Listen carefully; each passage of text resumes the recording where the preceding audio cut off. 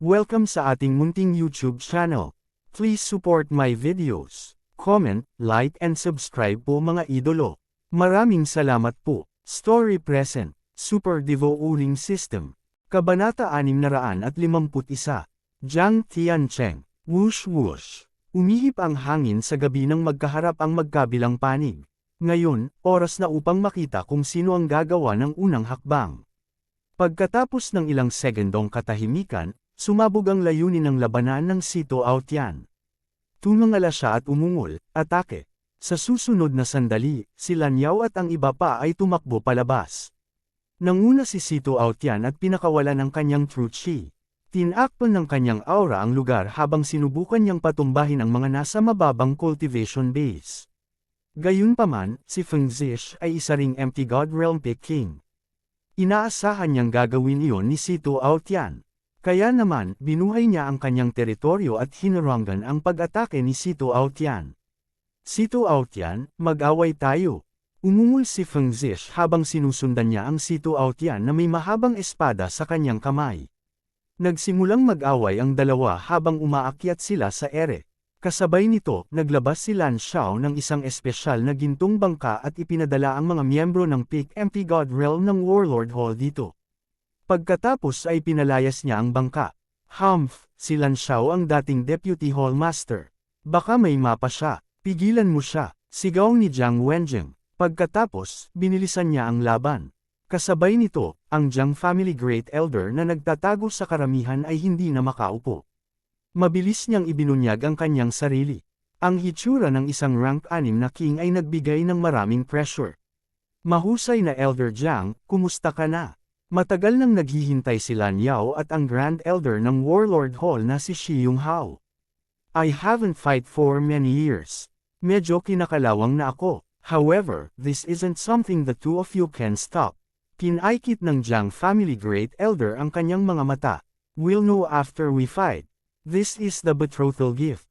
Ibabalik ko sayo. Pinaikit ni Lan Yao ang kanyang mga mata at inihagis ang interspatial ring ni Jiang Wenjing.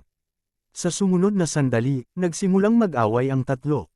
Ang Sito Aotian at Feng Zish ang unang larangan ng digmaan. Si Lan Yao, Shi Yonghao, at ang Jiang Family Great Elder ang pangalawa. Para naman sa mga eksperto sa ikatlong larangan ng digmaan, sila ay nakatayo pa rin at nanunood. Iyan ba ang Old Master ng pamilya Jiang, lolo ko sa pangalan? Napaisip si Ye Zuan sa kanyang sarili habang nakatingin sa matandang figure. Ang kanyang ina, si Jiang Xinyan, ay anak ng Jiang Family Great Elder. Kaya naman, siya ang apo ng matanda. Siyempre, siguradong hindi aaminin ng kabilang partido. Ye Zuan, talagang naglakas loob kang pumunta sa aking pamilyang Jiang. Noong una ay gusto kong hayaan kang mabuhay ng kaunti pa, ngunit dahil gusto mong mamatay, kung gayon huwag mo akong sisihin.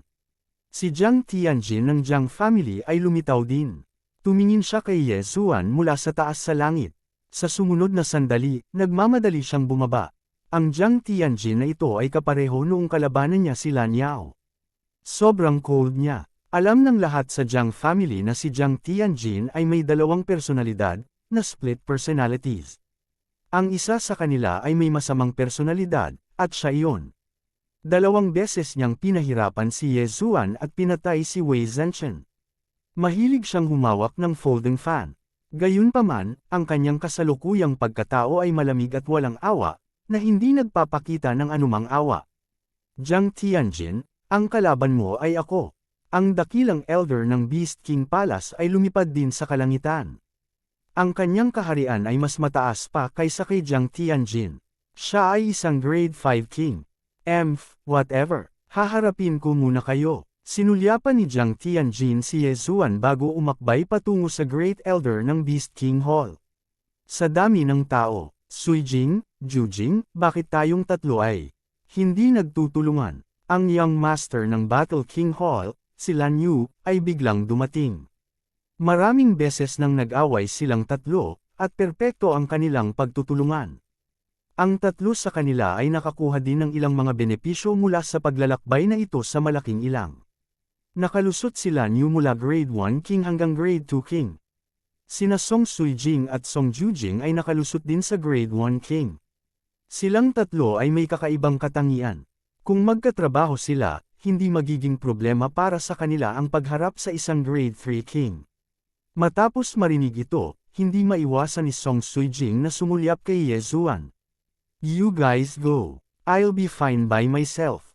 Tumango si Ye Zuan. Ngayong alam na niya ang lakas ng magkapatid, mas napanatag na siya. Pagkatapos ng lahat, siya ay lalaki, at hindi siya maaaring maging kanilang proteksyon magpakailanman. Sa halip na protektahan sila, mas gusto niyang hayaan silang lumakas. Ye Zuan, ngayong sumali na ang mga eksperto sa labanan, malalantad ka kung lalapit ka. Kung kinuha mo ang bawang sword, makikilala ka kaagad. Sa makatuwid, sa palagay ko, mas mabuti kung hindi ka gagawa ng hakbang. Lumapit si Shen Tuli at pinaalalahanan siya ng mahina. Naiintindihan ko. Tumango si Ye Zuan. Mas madaling ipaliwanag ang bloodline. Pagkatapos ng lahat, ang pamilya Jiang ay nag-iwan ng maraming inapo sa labas. Gayunpaman, kung ilalabas niya ang bawang sword, ito ay magpapalala lamang sa sitwasyon. Sa oras na iyon, maaaring may mga nasawi. Isa-isang sumama sa labanan ng iba. Kahit si Song Sui-jing at ang dalawa pa ay lumabas na. Tahimik na nanatili si Ye Zuan sa tabi ni Shen Tuli. Sa sandaling ito, biglang lumipad ang isang isdang nakatakas sa lambat. Brat, dapat ikaw ang fiancé ni Ice Girl. Isang binata na may hawak na mahabang espada ang malamig na tumingin kay Ye Zuan. Siya si Jiang Tiancheng, bulong ni Shen Tuli. Si Jiang Tiancheng ay ang bunsong anak ni Jiang Wenyo at nakababatang kapatid ni Jiang Tianjin. Papakasalan niya si Song Sui-jing bukas. Ayon sa iba, naunawaan ni Jiang Tiancheng ang dalawang malalim na kahulugan at umabot sa grade 2 king.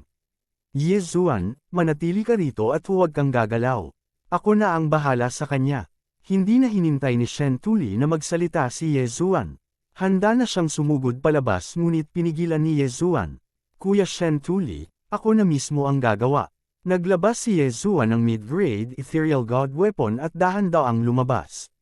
Bagamat hindi niya magagamit ang bawang sword, grade 2 king pa rin siya. Kahit nawala ang bawang sword, tiwala siya na kaya niyang talunin si Jiang Tiancheng. Dahil gusto ng pamilya Jiang ang lahat ng kanilang Chen Kun rings, bibigyan niya sila ng sarili nilang gamot. Good lad, you really dare to come out. Humph, how dare you steal my woman? I will show you what it means to be strong. Tumingin si Jiang Tiancheng kay Ye Zuan na hakbang-hakbang na naglalakad at malamig na sinabi sa kanyang puso. Bagamat sa pagkakataong ito ay isang gawa lamang, hindi niya inisip na magkaroon ng isa pang babae. Bukod dito, medyo maganda ang babaeng ito. Mayroon siyang yin-yang dual body ng katangian ng yelo. Siya ay mas malakas kaysa sa kanyang asawa at iba pang mga asawa. Halika na, kinaykit ni Ye Zuan ang kanyang mga mata.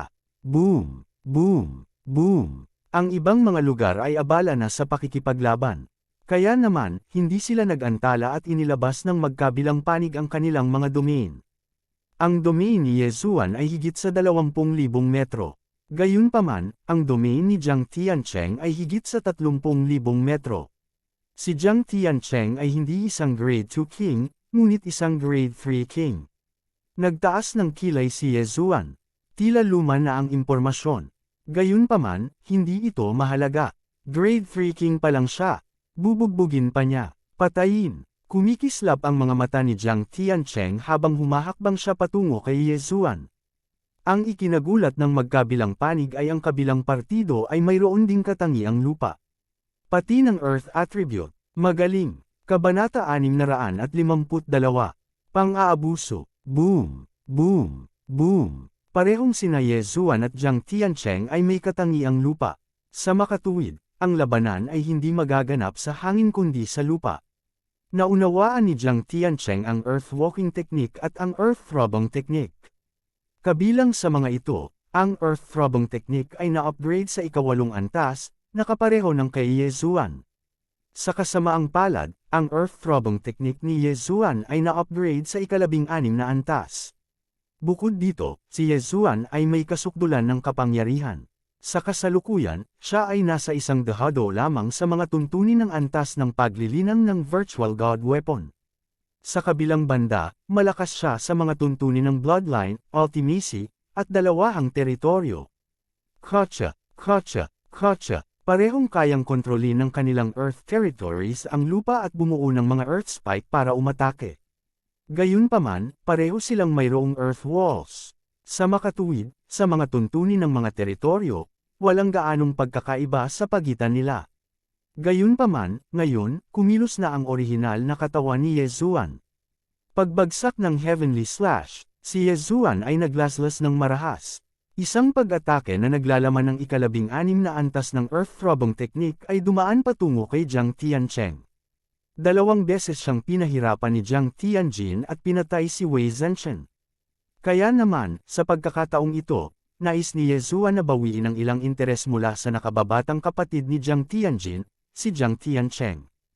Hindi gaanong husay. Go! Sa pagharap sa pag-ataking ito, hindi ito inisip ni Jiang Tiancheng. Naglaslas din siya ng isang sinag ng enerhiya ng espada. Ang 2 sinag ng enerhiya ng espada ay bumasag sa hangin at nagbanggaan sa isa't isa. Bang! Bang! Bang! 16 na mapurol na tunog ang narinig. Ang lakas ng espada ni Jiang Tiancheng ay nawasak ng kalapsang Heavenly Slash. Ano? Natigilan si Jiang Tiancheng. Ngayon pa lang, 16 na tunog ang narinig niya. Gayunpaman, tiyak na hindi sila ang resulta ng banggaan ng ika-8 antas ng Earth Throbbing Technique. Ito ang ika-16 na antas ng Earth Throbbing Technique. Bago pa siya makarecover sa kanyang pagkabigla, ang kalapsang Heavenly Slash ay tumawid na. Napilitan siyang bumuo ng Earth Wall. Bang! Bang! Bang! Gaya ng inaasahan, may 16 na vibrations. Ito talaga ang ika-16 na antas ng Earth Throbbing Technique. Ang Earth Wall ay madaling nawasak. Ang collapsing Heavenly Slash ay nasa harap na ni Jiang Tiancheng. Damn it! Itinulak ni Jiang Tiancheng ang longsword sa kanyang kamay pasulong sa pagtatangkang harangan ang pag-atake. Bang! Bang! Bang! Ang heaven-shattering slash, na naglalaman ng 16 na layer ng throbbing pulse of the earth, ay hindi nawala ng malaking kapangyarihan pagkatapos dumaan sa 2 layer ng mga hadlang. Direktang damapo ang slash na ito sa mid-grade ethereal god weapon ni Jiang Tiancheng. Naramdaman ni Jiang Tiancheng ang matinding sakit sa kanyang mga kamay. Pakiramdam niya ay wala na sa kanya ang kanyang mga kamay. Boom! Matapos mawala ang huling shockwave, sa wakas ay pinalipad si Jiang Tiancheng. Magandang pagkakataon. Nagliwanag ang mga mata ni Yezuan. Sa susunod na sandali, lumitaw ang mga spike sa trajectory ng flight ni Jiang Tiancheng. Rip! Rip! Rip! Hindi maihahambing na matutulis na mga spike ng lupa ang tumusok sa katawan ni Jiang Tiancheng. 12-12 sila, at lahat sila ay umiwas sa kanyang mga vitals, na nagdulot ng malaking pinsala. Sa pag-iisip kay Jiang Tiancheng, pinahirapan ako ni Jiang Tianjin. Ngayon, magkakaroon ako ng interes sa iyo. Malamig ang mukha ni Yezuan. Biglang lumitaw ang matutulis at payat na mga spike mula sa lupa at muling tumusok sa katawan ni Jiang Tiancheng. Nasa sobrang sakit si Jiang Tiancheng kaya hindi niya maiwasang mapaungol sa langit. Hindi niya maintindihan kung bakit siya natalo ni Yezuan sa isang strike sa kabila ng pagiging grade 3 dominator. Kung gusto siyang patayin ni Yezuan, ngayon lang siya namatay ng hindi mabilang. Pareho silang Earth attribute pero bakit napakalaki ng gap? Hindi niya ito matatanggap, hindi niya ito matatanggap. Gayunpaman, siya ang pangalawang henyo ng Jiang family. Kung hindi siya manalo, nakakahiyang humingi ng tulong. Kaya naman, nagngangalit siya at nagtiis. Poof! Poof! Poof! Isa-isang tumusok ang mga spike sa katawan ni Jiang Tiancheng. Ang tunog ay lubhang nakalulugod sa pandinig ni Yezuan. Ang 2 braso ni Jiang Tiancheng ay natusok na ng mahigit 10 spike mula sa iba't ibang anggulo. Hindi siya makagalaw. Kuya Shen Tu. Sa sandaling ito, biglang sumigaw si Yezuan. Naintindihan agad ni Shen Tu Lai. Pinalawak niya ang kanyang domain at kinuha ang interspatial ring mula sa kamay ni Jiang Tiancheng. Maaaring kontrolin ng metal domain ang lahat ng metal sa loob ng domain. Si Jiang Tiancheng ay hindi makagalaw. Nakatingin lang siya habang lumilipad ang interspatial ring mula sa kanyang kamay. Ang mga eksperto sa Empty God Realm na inimbitahang manood ay natulala. Sino si Jiang Tiancheng? Siya ang nakababatang kapatid ni Jiang Tianjin, ang bunsong anak ni Jiang Wenyo. Paano si Jiang Wenyo? Siya ang Palace Master ng Sword God Palace. Talagang pinahirapan ni Yezuan si Jiang Tiancheng sa harap ng napakaraming miyembro ng Jiang family. Tinusok pa niya ang ilang tainga ni Jiang Tiancheng at inalis ang interspatial ring ni Jiang Tiancheng. Ang tapang talaga ng brat na yun. Ito ang nasa puso ng mga manunood. Ang brat na ito ay may malaking sama ng loob sa Jiang family. Nilunok ni Shen Tulay ang kanyang laway at kinokontrol ang interspatial ring para ipasa kay Yezuan. Kasabay nito, si Jiang Tianjin, na nakikipaglaban sa malapit, ay galit na galit nang makita niya ang kanyang nakababatang kapatid na pinahirapan ni Yezuan. Agad siyang tumalikod at sinugod si Yezuan. Ay hindi, lumubog ang mukha ng Grand Elder ng Beast King Palace. Siya ay grade 5 king, habang si Jiang Tianjin ay grade 4 na king. Gayunpaman, nagawang hamanin siya ni Jiang Tianjin at labanan siya ng draw. Kung papayagan si Jiang Tianjin na makalapit kay Yezuan, hindi ba siguradong patay na si Yezuan? Agad na hinarang ng Grand Elder ng Beast King Palace si Jiang Tianjin at pinigilan siyang makalapit kay Yezuan. Matanda, sa tingin mo ba mapipigilan mo ako? Sigaw ni Jiang Tianjin. Biglang lumitaw ang isang fire doppelganger 10,000 metro ang layo. Malalim ang katangian ng apoy, fire clone. Ano? Nagtitimpi pa siya. Nagulat ang Grand Elder ng Beast King Palace. Matapos makipag-away kay Jiang Tianjin ng ilang sandali, alam na niya na naiintindihan ni Jiang Tianjin ang inextinguishable flames and rising from the ashes. Ngayon, mayroon na naman siyang fire clone. Isang grade 4 na king na nakaintindi ng tatlong malalim, ito ay sadyang lumalaban sa langit. Brat, gusto kong ipakita sa iyo ang kahabag-habag na kalagayan ng iyong ama, ngunit hindi mo alam kung paano ito pahalagahan. Mamatay ka. Ang malamig na mga mata ni Jiang Tianjin ay kumikislap habang kinokontrol niya ang fire clone para laslas kay Yezuan. Hindi maganda. Lumubog ang mukha ni Shen Tulay. Nagmadali siyang bumuo ng golden rampart sa paligid ng mga fire clone ni Yezuan at Jiang Tianjin. Gayunpaman, naintindihan din ni Jiang Tianjin ang inextinguishable flames, at napakalakas ng kanyang attack power.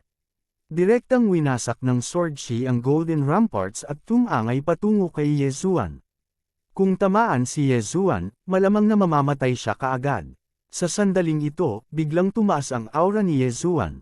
Ding! Nakalusot si host. Grade 3 king na si host. Maraming bagay sa yin at yang ring ni Jiang Tiancheng, na direktang nagtaas sa kaharian ni Yezuan ng isang antas. Ang kasalukuyang lakas ng labanan ni Yezuan ay tumaas ng ilang beses. Heaven-shattering slash. Seryoso ang ekspresyon ni Yezuan habang naglalaslas siya. Nang hindi gumagamit ng bawang sword, ito na ang pinakamalakas niyang atake. Fang! Fang! Fang! Kabanata 653. Hinarang niya. Walang ibang paraan si Shen Tulay para harapin ang pag-ataking ito. Bagamat siya ay nag-react, ang kanyang bilis ay hindi sapat na mabilis upang mabuo ang Golden Rampart. Si Yezuan ay maaari lamang umasa sa kanyang sarili ngayon. Sa pagkakataong ito, isang pagkakataon lang ang kanyang nagawang kumilos. Sa katunayan, maaari niyang gamitin ang underground movement technique upang makatakas, ngunit ang kanyang sama ng loob kay Jiang Tianjin ay masyadong malaki. This time, ayaw na niyang magtago. Colossal Heavenly Killing Slash, break para sa akin. Si Yezuan ay umungal sa kanyang puso habang siya ay mabangis na naglaslas gamit ang kanyang espada. Gayunpaman, sa sandaling ito, ding! Naintindihan ng host ang profound of lifting heavy as light. Ang biglaang abiso ay nagdulot ng lakas ng espada ni Yezuan na tumaas ng kahit isang beses. Pagkatapos ng profound of power, nagkaroon ng isa pang profound of second level, na lifting heavy as light. Pagkatapos noon, nagkaroon ng isa pang profound of third level, na lifting light as heavy. Dati, noong nakikipag-sparring siya kay Lan Xiao sa Warlord Hall, sinabi ni Lan Xiao na masyadong naiinip si Yezuan sa oras na iyon, kaya hindi perpekto ang kontrol niya sa kanyang lakas.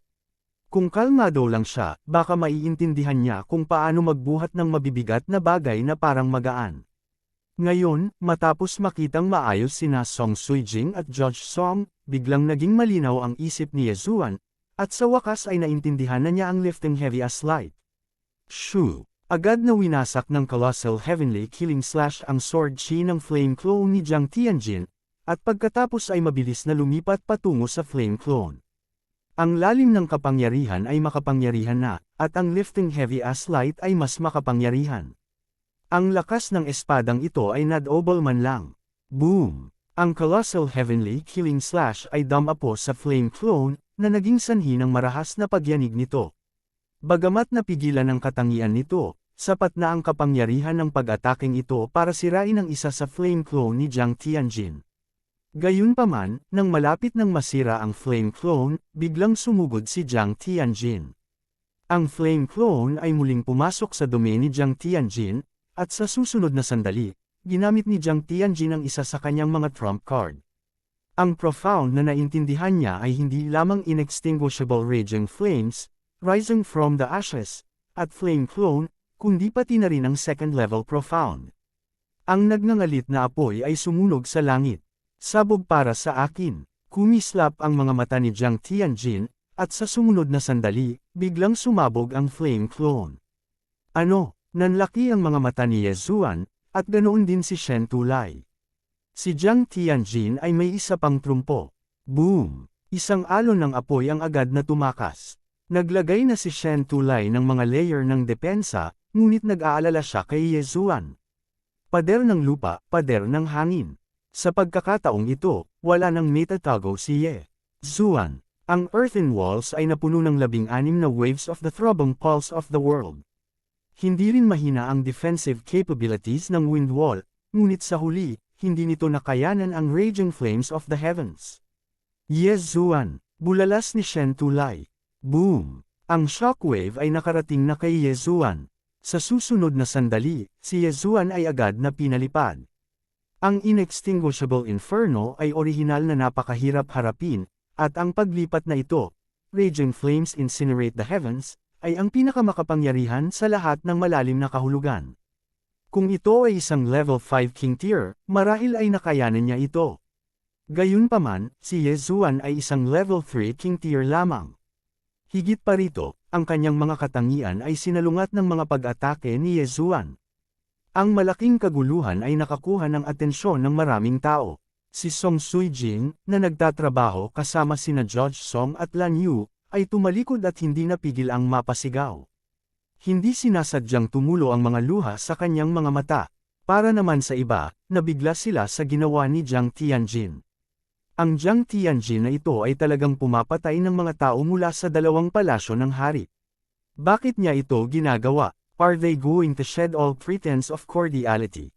This is too terrifying. He actually comprehended so many profound meanings. What a genius! Bagamat napakalakas din ng brat na iyon at nagawa niyang talunin si Jiang Tiancheng hanggang sa puntong hindi na siya makalaban, pagkatapos na tamaan ng raging flames incinerate the heavens, kahit na hindi siya masunog ng inextinguishable inferno, madudurog pa rin siya. Panipi, anong biro? Siyempre masusunog siya hanggang mamatay. Hindi biro ang inextinguishable inferno. Pribado ang usapan ng mga manunood. Hindi lamang sila, ngunit maging ang mga tao mula sa Tulking Palace ay nalito. Anong ginagawa ni Tianjin? Di ba sabi niya hindi siya papatay ng tao? Ngayong patay na ang isa sa kanila, hindi ba mababaliw ang Sito Aotian? Kudlit, naisip ng tiyuhin ni Jiang Tianjin na si Jiang Wenjing sa kanyang puso. Sa sandaling ito, napansin din ni Sito Aotian, na nasa unang larangan ng digmaan, ang kaguluhan. Damit, itong si Jiang Tianjin ang talagang pumatay kay Ye Zuan. Umuungal si Sito Aotian sa kanyang puso. Si Ye Zuan ay anak ni Ye Chong, at si Ye Chong ay may mabuting pakikitungo kay Duan Muyon. Noong una ay gusto niyang ibalik ang isang pabor kay Duan Muyon, ngunit hindi niya inalagaan ng mabuti si Ye Zuan, na naging sanhi ng pagkamatay ni Ye Zuan ni Jiang Tianjin. Feng Zish, kung hindi ka actress, huwag mo akong sisihin sa pagpatay sa iyo. Naghisteryosong umungal si Sito Aotian.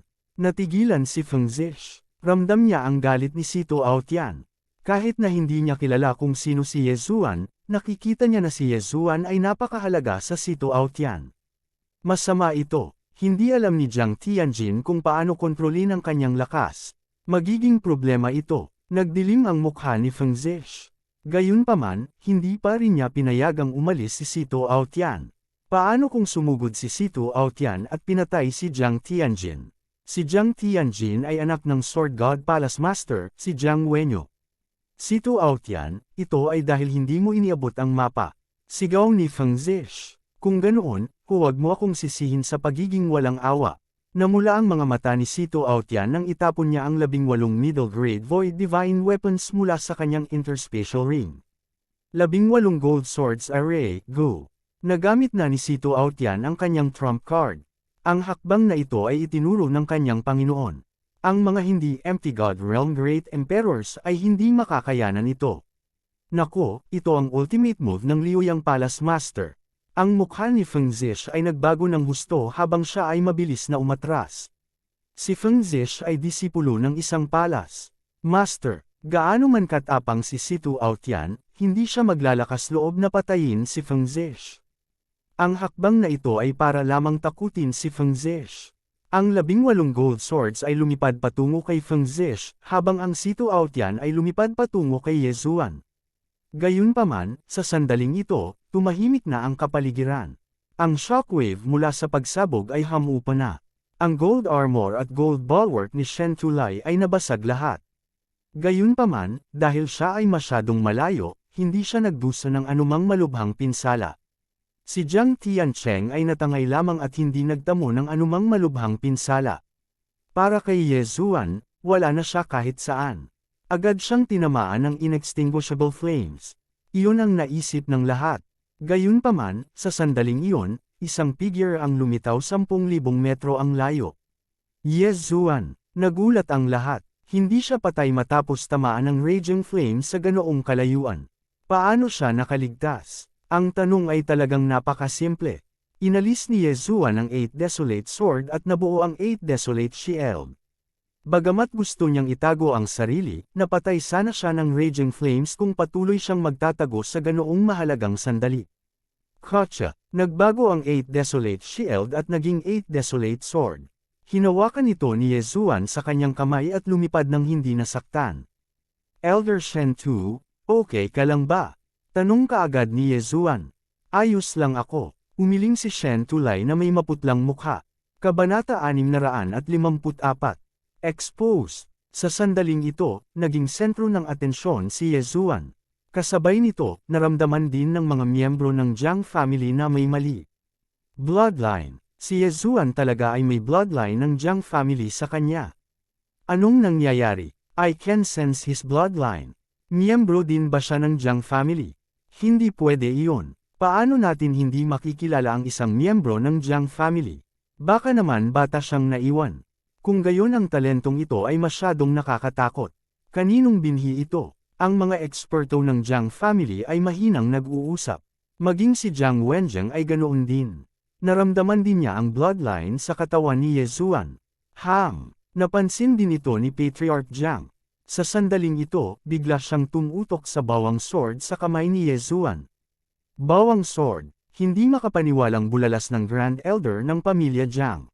Ano? Nang marinig ito ng mga tao sa paligid, tumutok din sila sa kamay ni Ye Zuan.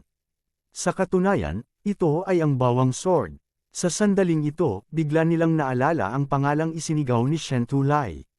Ye Zuan, anak siya ni Ye Chong. Bulalas ni Jiang Wenjing. Si Patriarch Jiang ay may kabuuang 3 anak. Ang kanyang panganay na anak na lalaki ay si Jiang Wenyo, ang kanyang pangalawang anak na lalaki ay si Jiang Wenjing, at ang kanyang ikatlong anak na babae ay si Jiang Xinyan. Sa mahigpit na pagsasalita, si Jiang Wenjing ay tiyuhin din ni Ye Zuan. Nang pumasok sa tenga ng mga nakapaligid na tao ang dalawang salitang, Ye Chong, marami sa kanila ang nataranta. Si Ye Chong ay ang dinamamatay na Sword God. Sigaw ng isang scout, sa sandaling ito, naiintindihan ng lahat. Si Ye Zuan ay talagang anak ng Undying Sword God. Hindi ba't ang ibig sabihin noon ay miyembro din ng Jiang family si Ye Zuan? Nakilala mo na ba ako sa wakas? Hinawakan ni Ye Zuan ang bawang sword at malamig na tumingin sa grupo ng mga eksperto na biglang tumigil sa pakikipaglaban. Ang bawang sword, kasama ang koneksyon sa bloodline, ay naglantad na ng kanyang pagkakakilanlan. Susunod, ito ay depende sa saloobin ng Jiang family. Hindi maganda, malungkot ang ekspresyon ni Sito Aotian.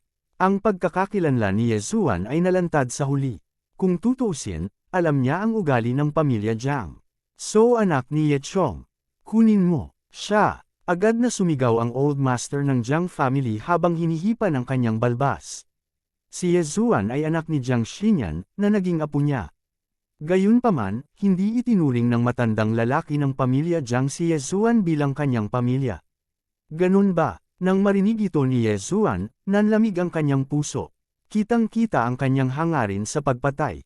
Ang Jiang family ay mayroon pa ring parehong saloobin tulad ng 20 taon na ang nakalipas. Hindi nila siya nakilala. Kung ganoon, hindi na niya kailangang magpakita ng awa. Agad na sumugod si Jiang Wenjing patungo kay Yezuan, naghahanda na hulihin si Yezuan. Gayunpaman, si Yezuan ay naging grade 3 king na. Hindi siya natatakot kay Jiang Wenjing na isa ring grade 3 king. 8th Baron Wind Formation, Go! Muling binasag ni Yezuan ang bawang sword at sumugod kay Jiang Wenjing. Kung hindi dahil sa katotohanan na si Jiang Wenjing ay nakatatandang kapatid ni Jiang Xinyan, napatay na sana siya ni Yezuan gamit ang sword shattering stars. Malamig na bamantong hininga si Jiang Wenjing at nagsimulang harapin ang 8 talam. Sa ngayon, ang throbbing pulse of the earth ni Yezuan ay nagbago na sa 16 na antas, na napakalakas. Ang 8 matalim na talam lamang na ito ay sapat na para inumin ni Jiang Wenjing. Kung gagamitin ni Yezuan ang kanyang wind and earth domains, malamang na mamatay si Jiang Wenjing sa kanyang mga kamay kahit na hindi nakikialam ang kanyang tunay na katawan. Napakalakas. Yan ba ang sandata ng bawang sword god? Nakakatakot iyan. Ni hindi niya ginamit ang kanyang domain. Ang kanyang sandata lamang ay sapat na para pigilan si Jiang Wenjing. Kung gagamitin niya ang kanyang nasasakupan, ang buhay ni Jiang Wenjing ay nasa panganib. Hindi iyon ang punto. Ang 3 galaw ng bawang sword art ay ang pinakahuling galaw ng bawang sword god. Siguro kung ang batang iyon ay pinagkadalubhasaan. Kung gagawin niya, kahit si Jiang Tianjin ay nasa panganib. Panipi. Nagkatinginan ang mga nakapaligid na tao sa isa't isa. Sa sandaling ito, ang lakas na ipinakita ni Yezuan ay natakot na sa kanila. Kung bibigyan pa si Yezuan ng ilang taon, tiyak na malalampasan niya ang pamilya Jiang at mahalin siya ng isang palace master ng Sword God Palace. Dapat alam ng batang ito kung ano ang ginawa natin sa kanya at sa kanyang anak. Kung hahayaan natin siyang lumaki, malalagay sa malaking problema ang ating Jiang family. Napaisip ang dakilang elder ng pamilya Jiang sa kanyang sarili. Ngayon, naunawaan ni Yezuan ang saloobin ng pamilyang Jiang at agad na sumigaw, "Tara na! Jiang Tianjin, lumaban tayo." Matagal na niyang pinipigilan ang pangungusap na ito. Sa sandaling ito, mayroon na siyang lakas na makipag-usap kay Jiang Tianjin. Ngayon, siya ay pagpunta upang ayusin ang lumang puntos. Gayunpaman, nang si Yezuan ay aatake na. Lahat, tumigil na kayo. Biglang may sumabog na sigaw ang pumasok sa tenga ng lahat, at pagkatapos ay isang figure ang bumaba mula sa langit. Sa sandaling lumitaw siya, ang lahat ng naruroon ay nanginig at hindi makagalaw. Anong nangyayari? Nataranta ang lahat. Nilingan nila ang kanilang mga ulo at nakita ang isang nasa katanghaliang gulang na lalaki sa ibabaw ng pinto ng King Tool Hall. Ito ay dinilat ni Feng Zish at si Tuo Tian ang kanilang mga mata. Kilala nila ang nasa katanghaliang gulang na lalaki. Pagbati, Senior Brother Wu Shang. Sina Feng Zish at si Tuo Tian ay sabay na ikinuyom ang kanilang mga kamao.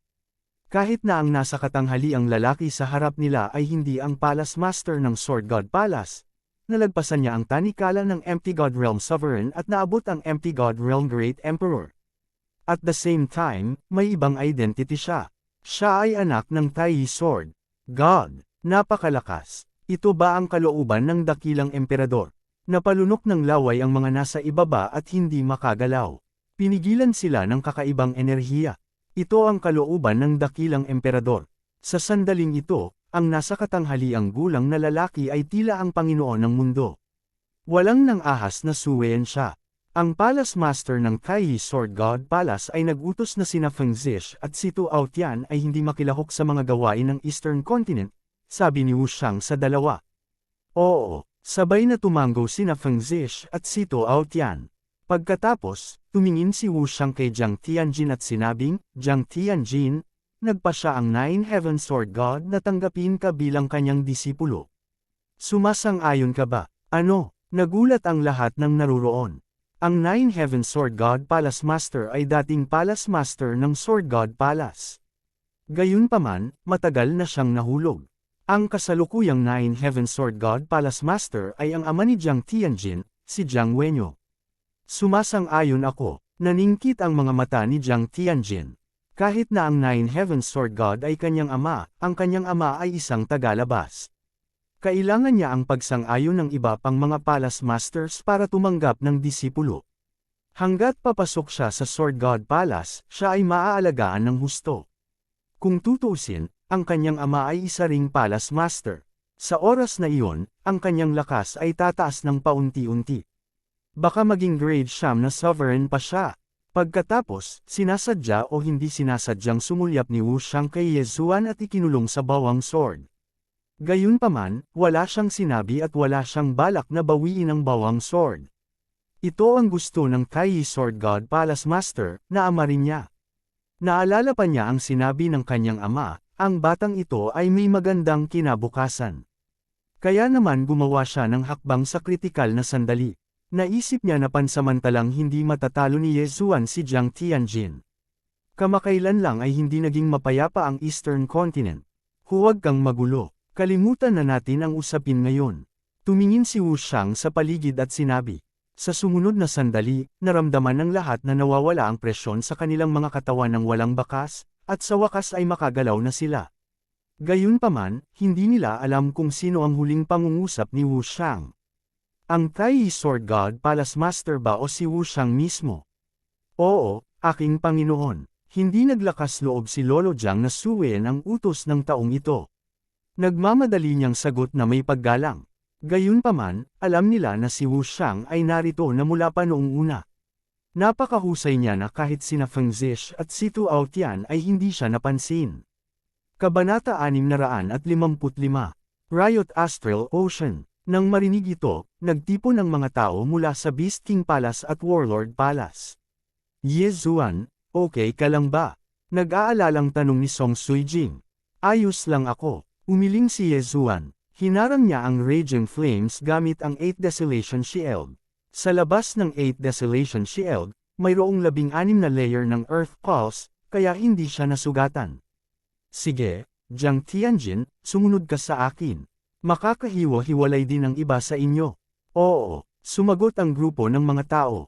Humph. Bago umalis si Jiang Tianjin, pinandilatan niya si Yezuan bago umalis kasama si Wu Shang. Parang sinasabi ng mga mata niya, I'll spare your life for now. One day, you'll die in my hands.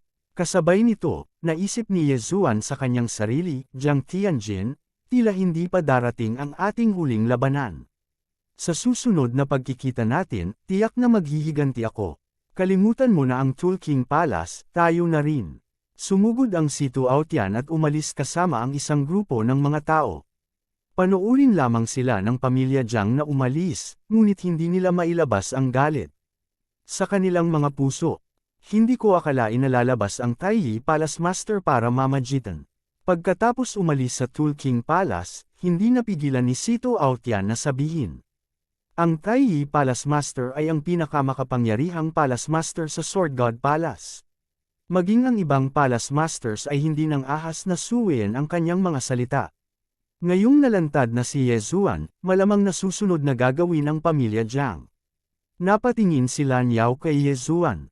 Tama, halos patayin ng pamilya Jiang sina Yezuan at Ye Chong 20 taon na ang nakakaraan.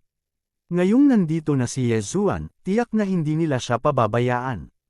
Natatakot ako na si Yezuan ay hindi na maaaring manatili sa Eastern Continent, maliban na lamang kung mananatili siya sa Warlord Palace.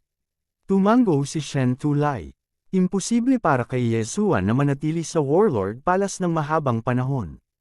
Hindi siya umaasa sa ordinaryong paglilinang, ngunit sa paglamon upang madagdagan ang kanyang lakas. Mas mabuting patayin siya kaysa hayaan siyang manatili sa Warlord Palace. Dahil hindi siya maaaring manatili sa Eastern Continent, saan siya pupunta? Ang pagtatago ng ganito ay hindi solusyon. Sa ngayon, hindi mahina si Yezuan. Bakit hindi natin siya ipadala sa Chaotic Astral Ocean? Kailangan natin ng mas maraming tao doon. Biglang sinabi ng Grand Elder ng Battle King Hall na si Shi Yonghao. Magandang ideya iyon. Ano sa palagay mo, Yezuan? Tumango si Lan Yao at tumingin kay Yezuan. Magulong Astral Ocean. Hindi ito ang unang pagkakataon na narinig ni Yezuan ang lugar na ito. Senyor, wala akong masyadong alam sa Chaotic Astral Ocean. May maitutulong ba ako sa iyo? Tanong ni Yezuan. Ang ating silangang kontinente ay orihinal na napakalaki, ngunit ang lahing demonyo ng Great Wilderness ay biglang umatake at pinalibutan ang silangang kontinente. Sa Great Wilderness, wala tayong lakas na magbukas ng daanan, kaya sa dagat lang tayo magsisimula. Ipinaliwanag ni Lan Yao, sa makatuwid, kaming tatlong King Palace ay may kanya-kanyang puwersa sa Chaotic Astral Ocean. Gusto naming magbukas ng ruta sa dagat upang makatawid sa Great Wasteland at kumonekta sa labas ng mundo. Matapos marinig ito, naintindihan din ni Yezuan. Talagang mayroong ilang Void God Realm King sa Battle King Hall, ngunit lahat sila ay ipinadala sa Chaotic Astral Ocean. Kakabalik lang ni Grand Elder Shi Yonghao mula sa Chaotic Astral Ocean. Nag-isip si Yezuan, ngayong nalantad na ang kanyang pagkakakilanlan, kung mananatili siya sa Eastern Continent, hindi niya alam kung kailan siya mahuhulog sa kamay ng Jiang family. Mas mabuting pumunta sa Chaotic Astral Ocean para pagbutihin ang kanyang lakas. Sa oras na bumalik siya, ang banta ng Jiang family ay hindi magiging ganoon kalaki. Sige, pupunta ako. Tumango si Yezuan. Pupunta din tayo. Nagmamadaling sabi ni Song Suijing. Sumulyap ang young master ng Battle King Hall na si Lan Yu kay Judge Song at Song Suijing at sinabing, pupunta rin ako. Baka mas mabilis na umunlad ang Thunder Attribute Physique ko doon. Sige, pumunta kayong apat sa Chaotic Astral Ocean. Haharapin muna natin ang Eastern Continent. Tumango si Lan Yao. Bagamat nagpasya silang pumunta sa Chaotic Astral Ocean, nagplano pa rin si Yezuan at ang iba pa na bumalik sa Battle King Hall at magpahinga ng ilang araw. Pagkatapos ng lahat, mahigit isang taon nang hindi nagkita sina Yezuan at Song Suijing, at maraming bagay ang dapat pag-usapan. Sige, mag-ingat kayo, dadalhin ko ang balita ninyo kay Ye Chong. Sabi ni Situ Aotian kay Yezuan. Maraming salamat, Senyor. Nagmamadaling kinuyam ni Yezuan ang kanyang mga kamao. Sa katunayan, maaari niyang i-condense ang isang Sword God bloodline na binhi at hayaang dalhin ito ni Situ Aotian kay Ye Chong. Gayunpaman, ang bagay na ito ay masyadong mahalaga, kaya nagpasya si Yezuan na kalimutan ang tungkol dito. Iisipin niya ito kapag nakilala niya si Ye Chong sa hinaharap. Hindi nagtagal, humiwalay ang grupo ng Battle King Hall sa grupo ng Beast King Hall. Bumalik din si Yezuan at ang iba pa sa Battle King Hall. Matapos ang mahigit isang taon na hindi pagkikita, si Yezuan at Song Suijing ay nagkaroon ng walang katapusang mga bagay na pinag-uusapan. Nagsalita ng dalawa sa pag-uusap tungkol sa nangyari sa kanila, at nag-usap sila hanggang hitang gabi. Noon lang niyakap ni Yezuan si Song Suijing at nakatulog. Sa mahigit isang taon na ito, si Song Suijing at ang Adjudicator Song ay walang maraming bagay na dapat gawin. Pagkatapos nilang makilala si Lan Yu sa Luoxia Region, sila ay direktang dinala pabalik sa Battle King Hall at lihim na sinanay. Noong una, sila ang mga trump card para makipaglaban kay Jiang Tianjin sa hinaharap, ngunit ngayon, nalantad na sila. Bukod dito, pagdating sa mga trump card, napakalayo pa rin nila kay Yezuan. Kung mayroon si Yezuan ng bawang sword, maaaring magkaroon siya ng lakas na makipaglaban kay Jiang Tianjin. Gayunpaman, ngayong natanggap na si Jiang Tianjin sa Sword God Palace, ang kanyang lakas ay tataas ng mabilis. Sa makatuwid, hindi maaaring mahuli si Yezuan. Kung hindi, paano siya makakapaghiganti? Kinabukasan, bumangon si Yezuan at naghanda para pumunta sa Chaotic Astral Ocean. Pagkatapos makinig sa kanya, nakaramdam din si Lan Yu ng matinding pressure. Noong una, siya ang numero 1 henyo ng Battle King Hall, ngunit ngayon, lumitaw si Yezuan. Hindi lamang mataas ang kanyang katangian, ngunit mas mataas din ang kanyang kaharian kaysa sa kanya. Higit sa lahat, napakasipag niya. Kaagad, direktang sumang-ayon si Lan Yu. Pagkatapos, diretsyong umalis silang apat. Bago pumasok sa Chaotic Astral Ocean, may sasabihin ako sa'yo. Habang papunta sa Chaotic Astral Ocean, biglang ibinuka ni Lan Yu ang kanyang bibig. Nagkatinginan si Yezuan at ang dalawa pa at tahimik na nakinig. Ang Chaotic Astral Ocean ay isang napakadelikadong lugar. Kapag nakapasok ka, dapat kang maging maingat sa paglipad. Ang Chaotic Astral Ocean ay hindi lamang kailangang magbantay laban sa Void God Beast sa dagat, kundi pati na rin ang Chaotic Astral Thunder sa kalangitan. Sabi ni Lan Yu, Ate Lan, ano ang Chaotic Astral Thunder? Hindi maiwasang magtanong ni Song Suijing. Sumagot si Lan Yu, walang araw sa Chaotic Astral Ocean, tanging walang katapusang gabi. Kahit na walang thunderclouds, magkakaroon ng paminsan-minsang Chaotic Astral Thunder sa kalangitan. Mayroong malakas at mahina Chaotic Astral Thunders. Ang mga mahihina ay maaaring labanan ng mga eksperto sa Void God Realm. Para sa mga malalakas, narinig ko na kaya nilang patayin ang mga eksperto sa Void God Realm. Panipi, malakas kaya, nagulat si Yezuan. Oo, tumango si Lan Yu, kasabay nito. Pagkatapos pumasok sa Chaotic Astral Ocean, tandaan na huwag lumipad ng higit sa 100 metro sa ibabaw ng dagat. Kapag ito ay lumampas sa 100 metro, magkakaroon ng pagkakataon na magkaroon ng Chaotic Astral Thunder sa kalangitan. Sa makatuwid, karamihan sa mga tao ay lumilipad sa mababang altitude. 100 metro, hindi ba masyadong delikado? Kumunot ang noo ni Yezuan. Ang dagat ay hindi maarok. At mayroong hindi mabilang na makapangyarihang Void God Beasts. Maaaring may mga Void God Beast na maihahambing sa Void God Realm Great Emperors. Ang 100 metro ay wala. Dahil dito, karamihan sa mga tao ay naglalakbay sa pamamagitan ng bangka, kaya maraming mga pirata na grupo sa Chaotic Astral Ocean. Kabanata 656. Pananambang. Tumigil sandali si Lan Yu bago nagpatuloy, ang Chaotic Astral Ocean ay nahahati sa 3 rehiyon. Ang 3 rehiyon na ito ay mga teritoryo ng 3 Pirate Emperors. Ang 3 King Palaces natin ay nasa teritoryo ni Madre Verde. Napakalakas ng Madre Verde, Empress, at Battle Emperor. Panipi, ang 3 Nihility God Realm Emperors ba ito? Hindi maiwasang magtanong ni Yezuan. I'm not very sure. At saka, ang 3 ito ay mga pirata na may hindi mabilang na mga eksperto sa ilalim ng kanilang utos. Gayunpaman, may mga sabi-sabi na sila ay level 9 kings na.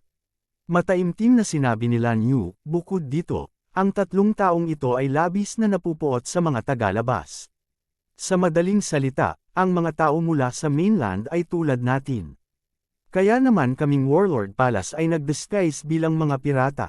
Panipi, so, magiging pirata tayo. Biglang sumimangot si Judge Song.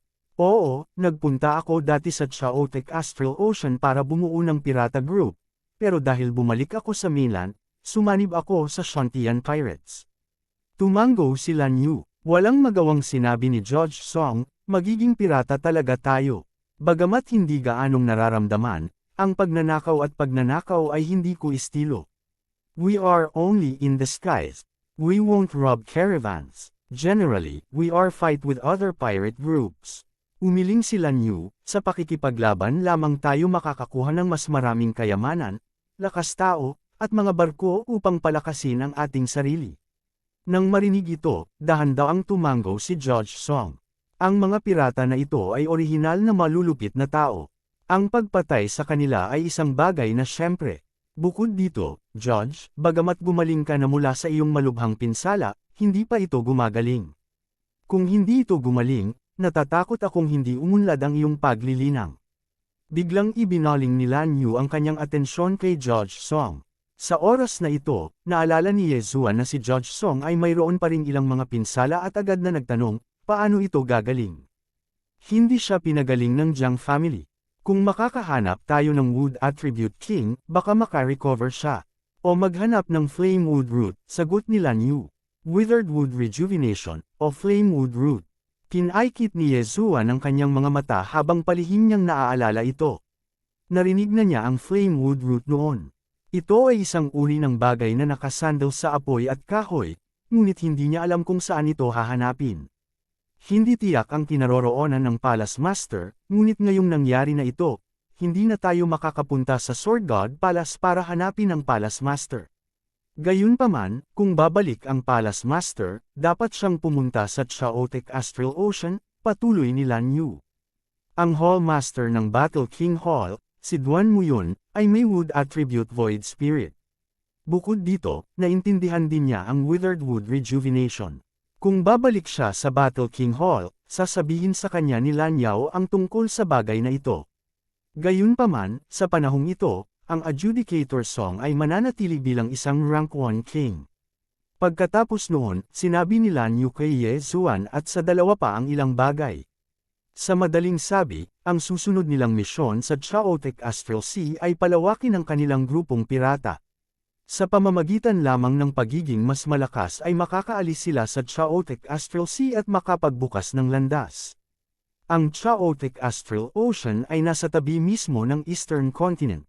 Gayunpaman, si Yezuan at ang iba pang dalawa ay naglakbay din pabalik sa Heavenly Water Continent upang iulat na sila ay ligtas at maayos, pati na rin kumpirmahin ang sitwasyon ng Heavenly Water Continent.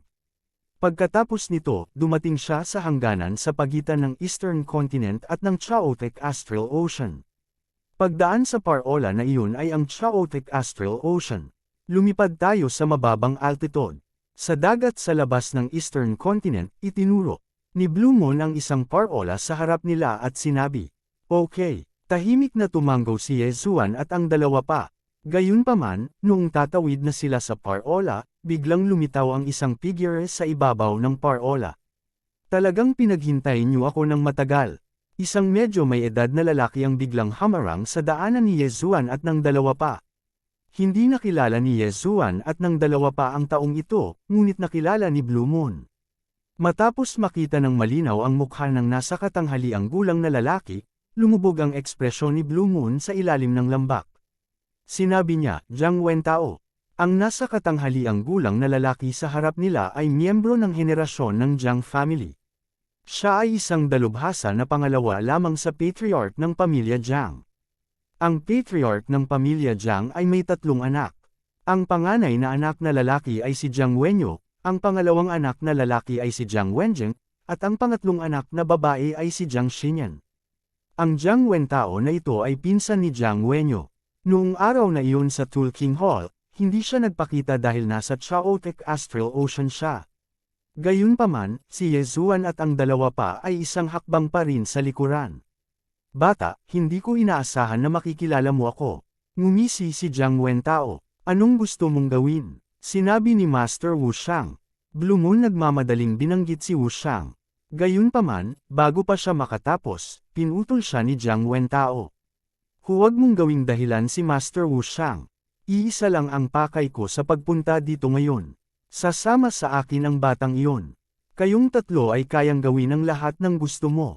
"Imposible." Agad namang sumagot si Blue Moon. "Little girl, although top-notch genius kayong apat, you are still too young.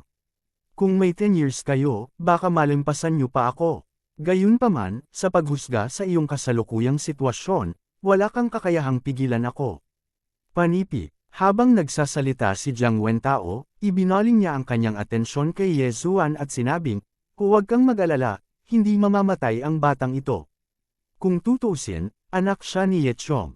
Kung namatay siya at nabaliw si Ye Chong, hindi ito kakayanin ng Tulking Hall."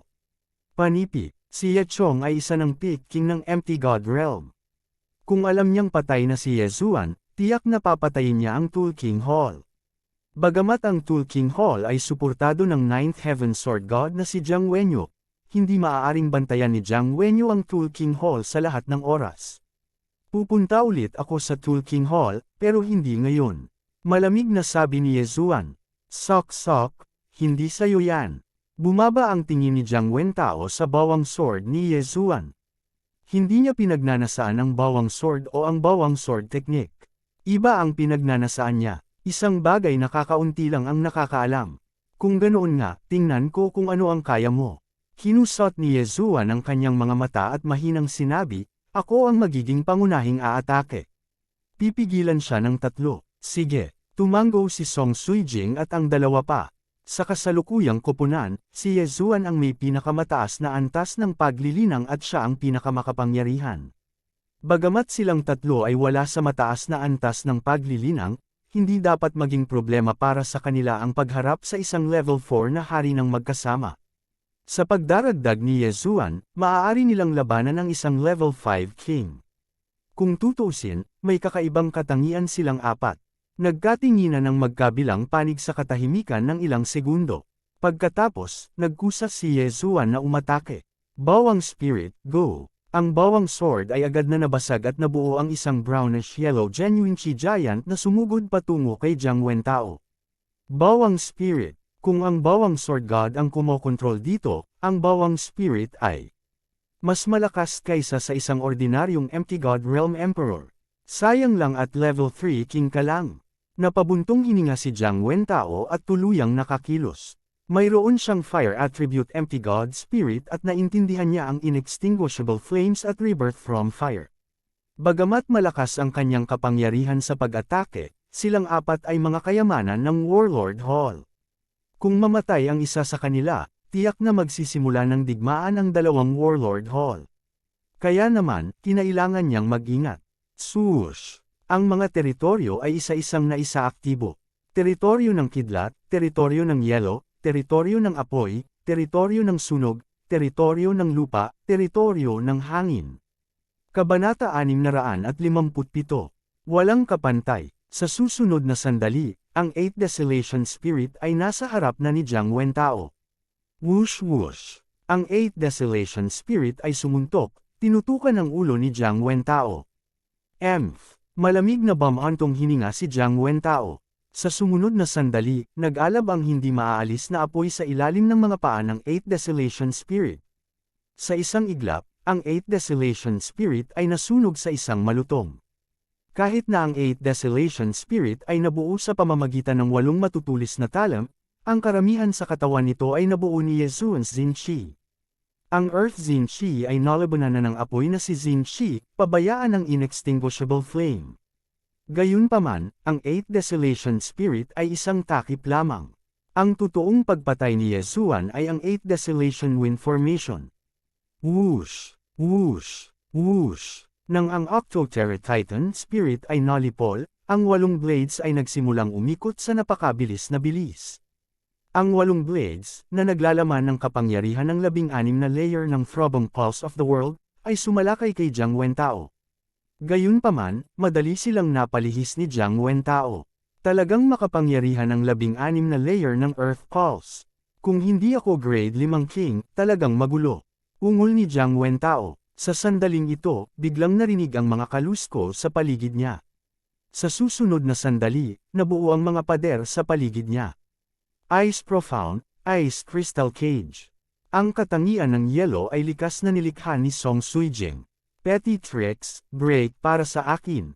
Hinarang ni Jiang Wentao ang 8 matutulis na talam habang nagniningas ang inextinguishable flame sa paligid niya. Sa susunod na sandali, nasunog ang mga butas sa buong Ice Crystal Cage.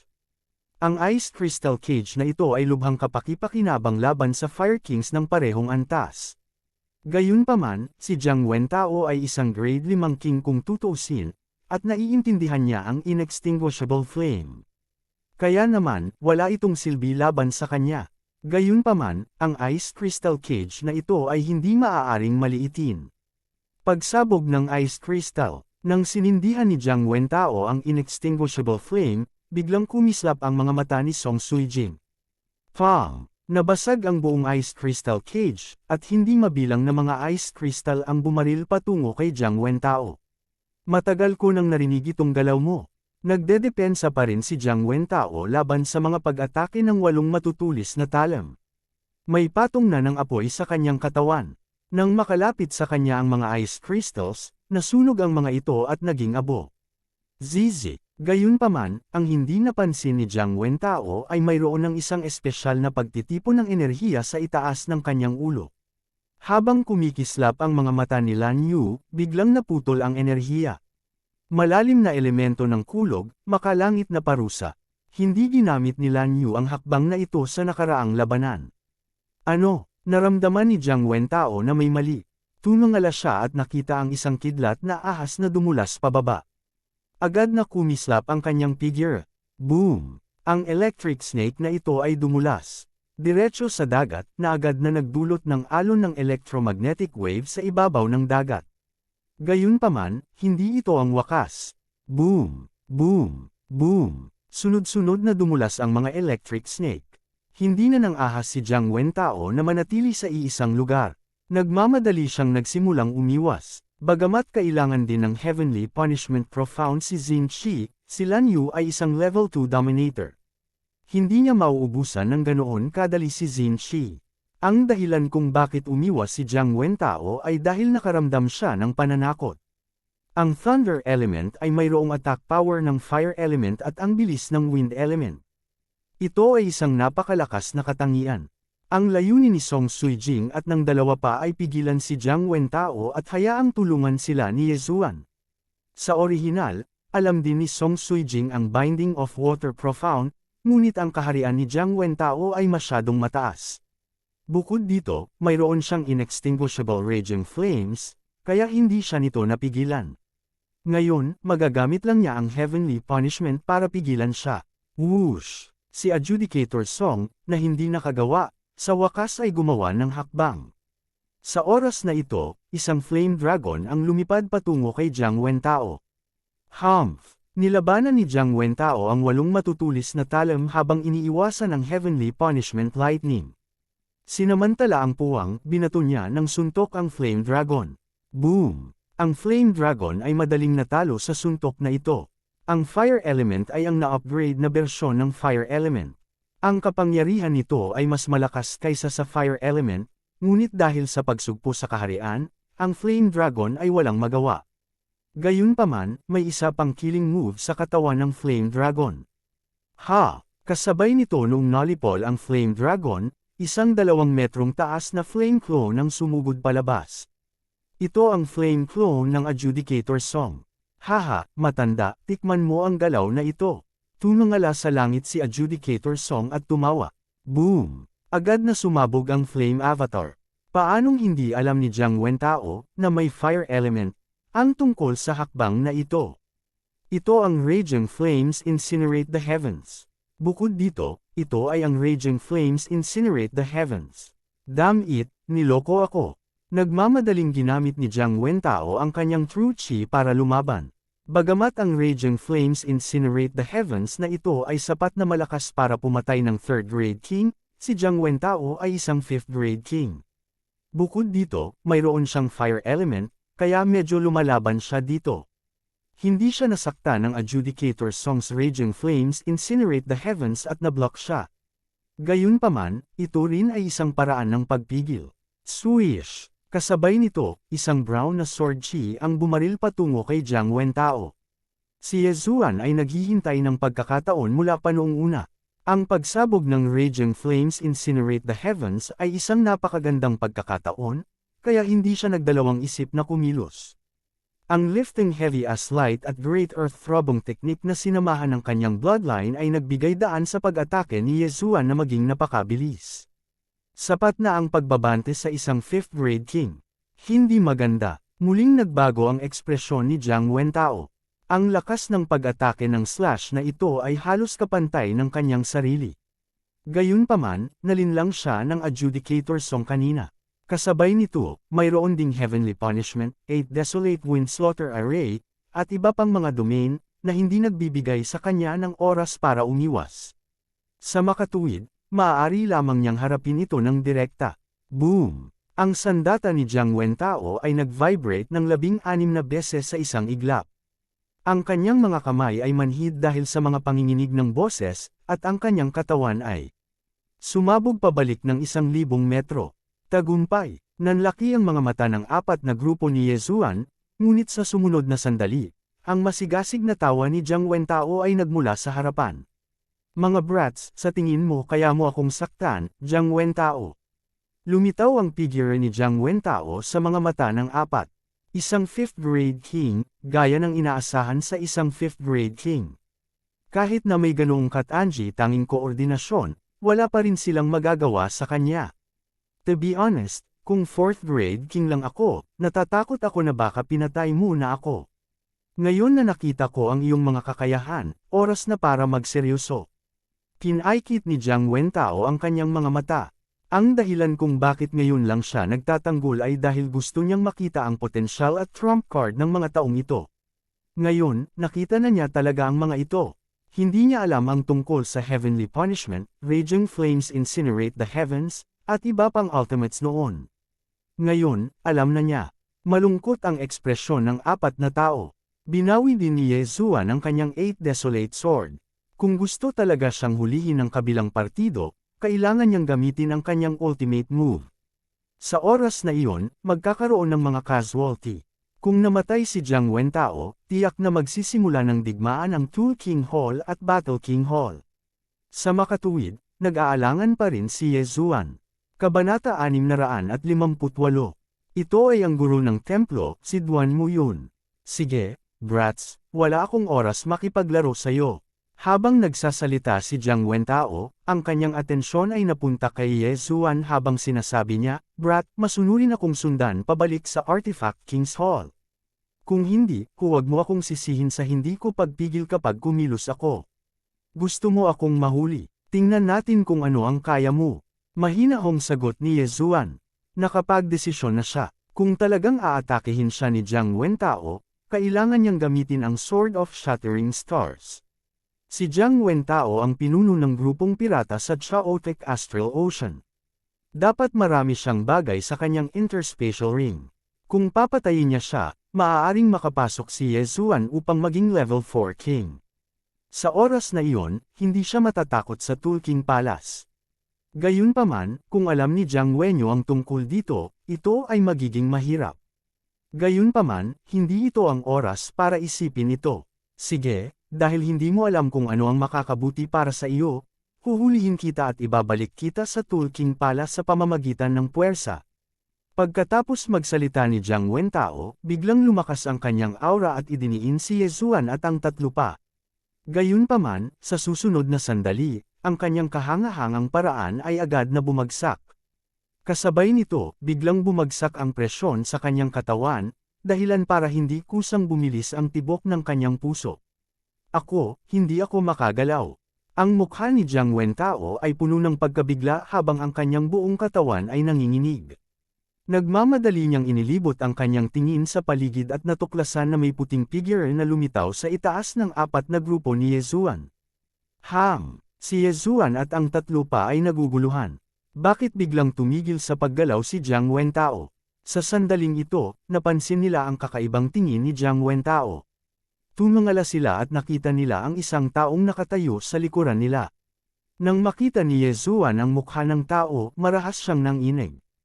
Hindi ba ito ang nasa katanghaliang gulang na lalaki na pumatay sa lumilipad na dragon at nagligtas kay Ye Zuan at Song Suijing sa Tang Dynasty ng Tianshui Continent? Temple Master, biglang sumigaw si Lan Yu. Ano, natigilan muli si Ye Zuan. Guro sa templo. Ang nasa katanghaliang gulang na lalaking ito ay talagang ang Hall Master ng Battle Emperor Hall, si Duan Mo. Yun, noon lang napagtanto ni Ye Zuan na nang patayin ng nasa katanghaliang gulang na lalaki ang Wyvern, hindi ba ang Wyvern ay naging isang tumpok ng putik? Hindi ba iyon ang katangiang kahoy na True Chi? Bukod dito, sa oras na iyon, nahulaan ni Song Suijing na kilala ng nasa katanghaliang gulang na lalaking ito ang ama ni Ye Zuan, ngunit hindi niya inaasahan na siya pala ang Hall Master ng Warlord Hall. Kailangang gamitin ng isang Void God Realm Monarch Realm Expert ang kanyang espada para harapin ang isang lumilipad na dragon. Hindi mapigilan ni Ye Zuan na humanga sa poster ni Duan Muyun sa Great Tang Dynasty ay sadyang sobrang kahanga-hanga. Ang isang dalubhasa tulad ni Duan Muyun ay hindi na kailangan pang kumilos. Isang tingin lang mula sa kanya ay maaaring pumatay ng isang virtual na Diyos, lalo pa ang isang sugatang lumilipad na dragon. Sa orihinal, inakala ni Ye Zuan na ang nasa katanghaliang gulang na lalaking ito ay isang kaibigan lamang na nakilala ni Ye Chong sa kanyang pagsasanay. Pagkatapos ng lahat, si Ye Chong ay napakatalino, at hindi lahat ay makakasabay sa kanya. Gayunpaman, hindi iniugnay ni Ye Zuan ang nasa katanghaliang gulang na lalaking ito sa Battle Emperor Hall Master. Matapos marinig ang mga salita ni Lan Yu, nanlaki ang mga mata ni Jiang Wentao at napabulalas siya, Hallmaster Duan mo yun. Nagulat siya sa aura ni Duan mo yun at nalilito ang isip niya. Hindi masyadong maliwanag ang kanyang paningin kaya hindi niya agad nakilala. Jiang Wentao, ang lakas ng loob mo. Dahan-daang bumaba si Duan mo yun mula sa langit. Ito, si Jiang Wentao ay tumingin kay Duan mo yun nang may takot. Siya ay natakot dahil si Duan mo yun ay isang level 9 Void God Realm Monarch. Hindi siya isang taong kayang harapin. Narinig ko na ang tungkol sa nangyari dati. Ang iyong Tool King Palace ay naglakas loob na banta ang aking Battle King Palace. Sino ang nagbigay sa iyo ng lakas ng loob na gawin iyon? Jiang Wenyu, panipi, tumingin si Duan mo yun kay Jiang Wentao. Si Jiang Wenyu ay isa sa mga Palace Masters ng Sword God Palace, ngunit si Duan mo yun ay isa rin sa mga Palace Masters. Si Duan mo yun ay hindi natatakot kay Jiang Wenyu dahil pareho sila ng katayuan. Sa tingin mo ba ay makapangyarihan ng Weapon Emperor Hall mo dahil lang naging Great Emperor si Jiang Wenyu? Nagkataon, nakagawa din ako ng breakthrough kanina. Panipi, biglang nagbunyag si Duan mo yun ng isang sekreto. Ano? Nang marinig nila ang ikalawang kalahati ng pangungusap, nang inig sina Jiang Wentao, Ye Zuan, at ang dalawa pa. Si Duan mo yun, na orihinal na isang Peak Void God Realm Monarch, ay nakagawa ng isang pambihirang tagumpay. Nangangahulugan ba yun na si Duan mo yun ay isa ng Void God Realm Great Emperor? No wonder hindi ako makagalaw. Nakalusot na siya sa Void God Realm Great Emperor. Biglang naintindihan ni Jiang Wentao. Kahit na ang isang level 9 monarch ay mas malakas kaysa sa isang level 5 monarch, imposibleng hindi siya makagalaw. Sa makatuwid, ito ay dapat na dahil sa kalooban ng dakilang emperador. Humph! Ngumuso si Duan mo yun at biglang lumingon kay Ye Zuan at sa tatlo pa. Palace Master, mabilis na yumuko si Lan Yu.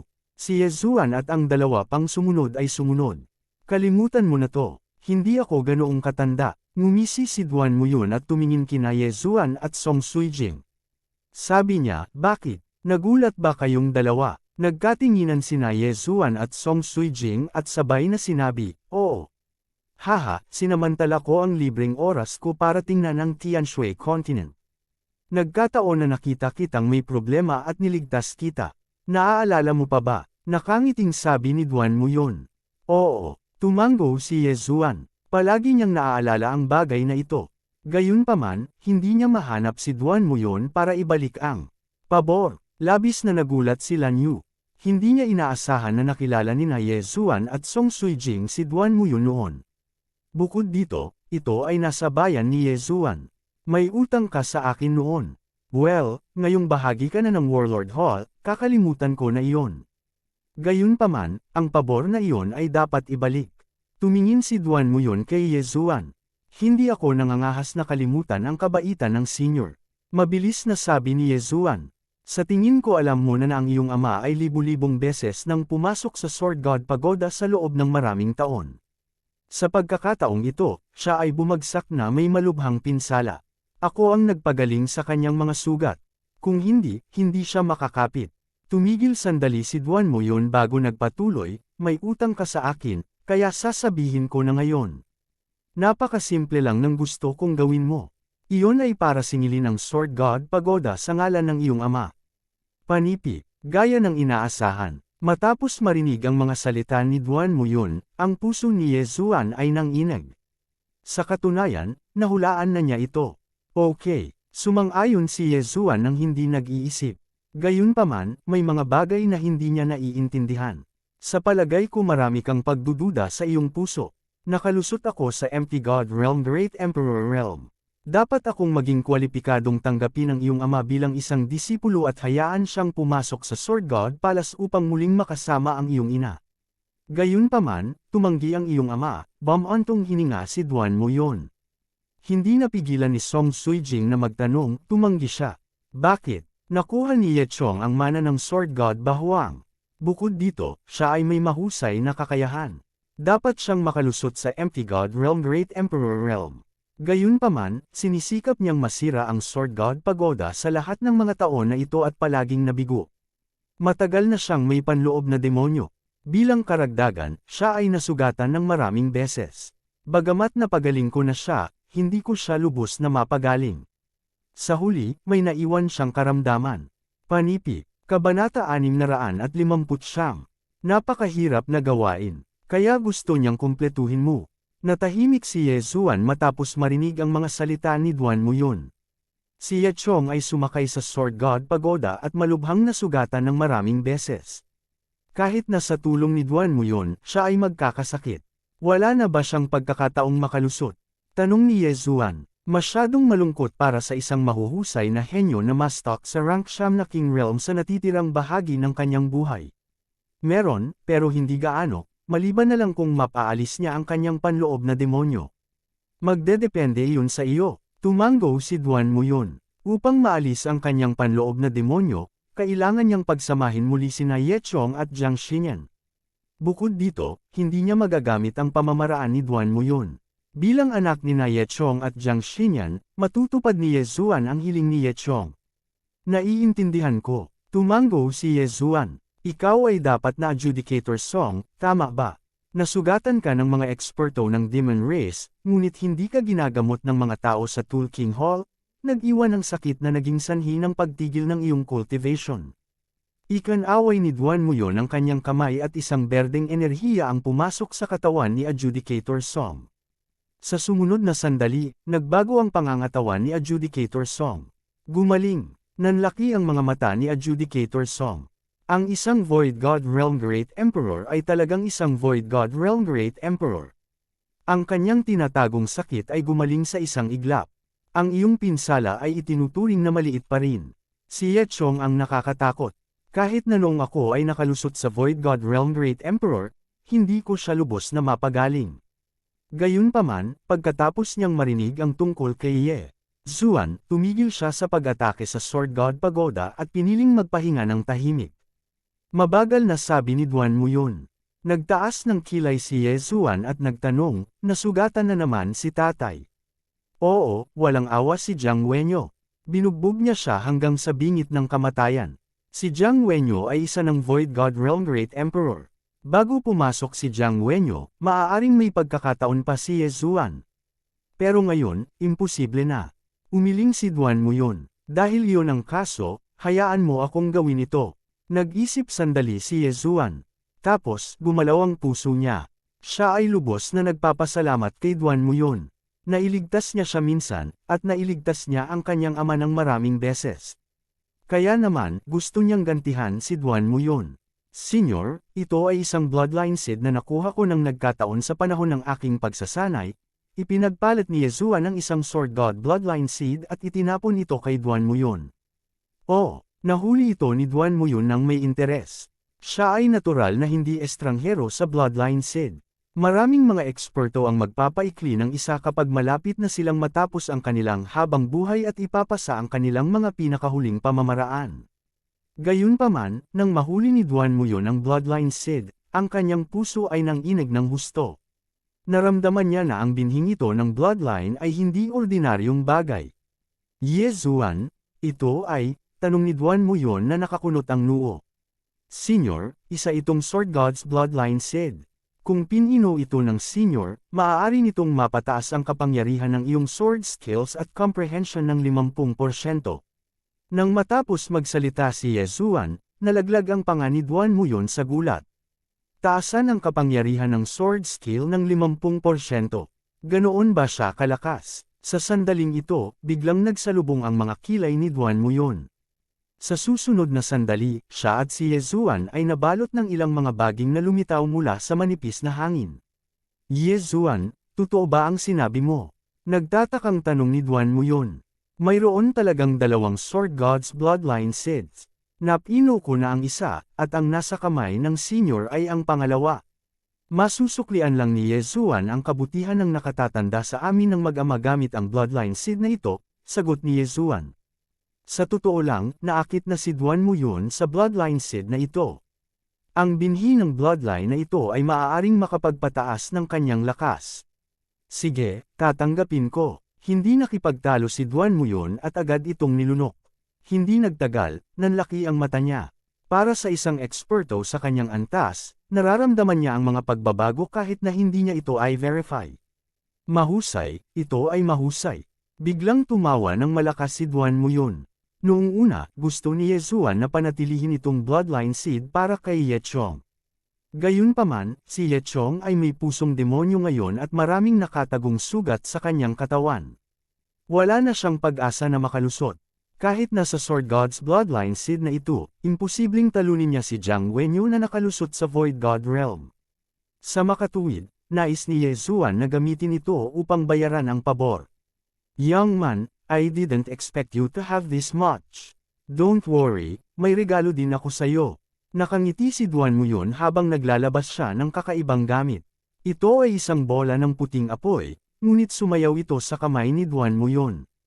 Itinuon ni Yezuan ang kanyang mga mata at napagtanto na may maliit na espada sa bola ng puting apoy. Senyor, ito ay, hindi alam ni Yezuan kung ano yun at nagmamadaling nagtanong. Ito ang pinakamahalagang kayamanan na naiwan ng Sword God Bawang. Kung matagumpay itong mapadalisay ng iyong ama, hindi dapat maging problema ang pagkatalo kay Jiang Wenyu. Sayang naman at hindi mapino ng tatay mo. Panipi, inihagis ni Duan Muyon ang puting apoy kay Yezuan at sinabing, ito ay tinatawag na Sword Essence. Hiniling sa akin ng iyong ama na dalhin ito sa iyo. Kung maaari mong pinuhin ito, ang iyong lakas ay tataas ng husto.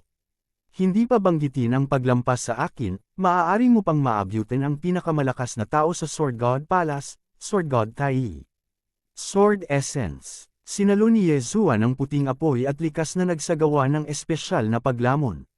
Ding! Walang sapat na DevR crystals ang host. Maaari siyang magsagawa ng isang espesyal na paglamon, ngunit wala siyang sapat na mga kristal ng DevR. Ito ba ay regalo mula sa aking ama? Itinago ito ni Yezuan sa DevR space at sinabing, salamat, Senyor. Don't thank me. Dinadala ko lang sa'yo. Huwag mong ipaalam sa iba ang tungkol dito. Walang sinuman. Kung mayroon kang Sword Essence ngayon, hindi ko kakayanin ang isang suntok mula sa iyo. Habang nagsasalita si Duan Muyon, ang nakapaligid na hangganan ng puno ng ubas ay agad na nalipol. Muling lumitaw ang dalawa sa harap ng lahat. Hindi marinig ni Song Suijing at ng iba pa ang pag-uusap ni na Yezuan at Duan Muyon, kaya lihim ang Sword Essence. Nagulat si Yezuan. Anong uri ng bagay na lumalaban sa langit ang Sword Essence na ito? Kung siya, isang third-grade challenger, ay may Sword Essence, maaari niyang talagang patayin si Duan Muyon, isang Void God Great Emperor. Hindi ba masyadong malakas ang bagay na ito? Sige, pumasok na kayo. Dadalhin ko si Jiang Wentao sa Weapon King Hall para humingi ng hustisya. Ikan-away ni Duan Muyon ang kanyang kamay. Oo, tumango si Yezuan at ang iba pa at agad na tumakbo palabas. Nang madaanan nila si Jiang Wentao, malamig silang sumangot. Si Jiang Wentao ay natigilan kay Duan Muyon at hindi makagalaw. Nakatingin lang siya sa pagdaan ni Yezuan sa kanya at pumasok sa Chaotic Astral Ocean. Pagkatapos magpaalam kay Duan Muyon, pumasok din si Yezuan at ang iba pa sa Chaotic Astral Ocean. Ang Chaotic Astral Ocean ay isang kakaibang lugar. Walang araw at may mabituing kalangitan 24 na oras sa isang araw. Nasa ibaba ang karagatan, kaya medyo madilim. Hindi ko inaasahan na darating ang Palace Master ng ganoon kaga. Kung hindi, magiging seryoso ang kahihinatnan. Matapos makapasok sa Chaotic Astral Ocean, hindi naiwasang sabihin ni Lan Yu. Sa katunayan, kung si Duan Muyon ay hindi nagpakita sa oras, si Yezuan ay nahuli na. Siyempre, may isa pang posibilidad na si Jiang Wentao ay papatayin ni Yezuan. Kabanata 660. Pagpasok sa magulong karagatang astral. Ate Lan, saan tayo pupunta ngayon? Hindi maiwasang magtanong ni Song Suijing. Pupunta tayo sa Shantian Island. This is a small island occupied by my Shantian pirate group. Walang pakialam na sinabi ni Lan Yu, ang magulong karagatang astral na ito ay mas malakas kaysa sa ating silangang kontinente. Marami ring pangkat ng mga pirata na mas malakas kaysa sa ating tatlong dakilang hari. Ang aming Shantian pirate group ay maaari lamang ituring bilang isang level 4 na pirate group. Panipi, level 4 na pangkat ng pirata. Nagtaas ng kilay si Yezuan. Ang Warlord Hall ay talagang isang level 4 na grupo ng pirata. Hindi ito masyadong mataas. Sa Chaotic Astral Ocean, ang Level 4 Pirate Group ay nangangahulugan na mayroong Level 4 King. Ang Level 5 Pirate Group ay nangangahulugan na mayroong Level 5 King. Para naman sa mga walang Level 5 Pirate Group, sila ay sadyang hindi kwalipikado. Para naman kay Kwang Zun, Empress, at Battle Emperor, lahat sila ay Level 9 na grupo ng pirata, paliwanag ni Lan Yu. Hindi ba kagagaling lang ng Great Elder mula sa Chaotic Astral Ocean? Nagtatakang tanong ni Song Suijing. Ang Great Elder ng Warlord Hall na si Shi Yung Hao ay isang eksperto sa parehong antas ng Vice Hall Master na si Lan Yao. Pareho silang Level 5 Kings. Kung ganoon, ang Shantian Pirate Group ay dapat na isang Level 5 Pirate Group. Oo, pero ang dakilang Elder lang ang namumuno at hindi lalabas. Ito ang trump card natin na hindi malalaman ng mga tagalabas. Nagpatuloy si Lan Yu sa pagpapaliwanag. Naunawaan kaagad ni Yezuan at ng dalawa pa. Ang Shantian Pirate Group ay isang Level 4 na grupo ng pirata. Kung ang isang Level 5 na grupo ng pirata ay umatake, ang Great Elder ay lilito. Kung direktang malantad ang Great Elder, malamang na maakit niya ang atensyon ng isang Level 6 na grupo ng pirata. Kaya, dapat siyang manatiling nakatago. Sa karagdagan, mayroong isang panuntunan sa Chaotic Astral Ocean. Ang isang Level 3 na pangkat ng pirata ay maaari lamang sumikop sa isang isla, isang Level 4 na grupo ng pirata ay maaaring sumikop sa dalawang isla, at isang Level 8 na grupo ng pirata ay maaaring sumikop sa 6 na isla. Sa kasalukuyan, ang Chaotic Astral Ocean ay nahahati sa 3 bahagi. Halos lahat ng isla ay may nagmamay-ari. Kung walang pahintulot, walang sino man ang pinapayagang umatake sa ibang mga isla. Kaya, ang karagatan ay napakagulo habang ang mga isla ay napakapayapa. Patuloy na nagpapaliwanag si Lan Yu sa 3. Tanong ni Yezuan, kailangan natin ng pag-aproba para salakayin ang isla.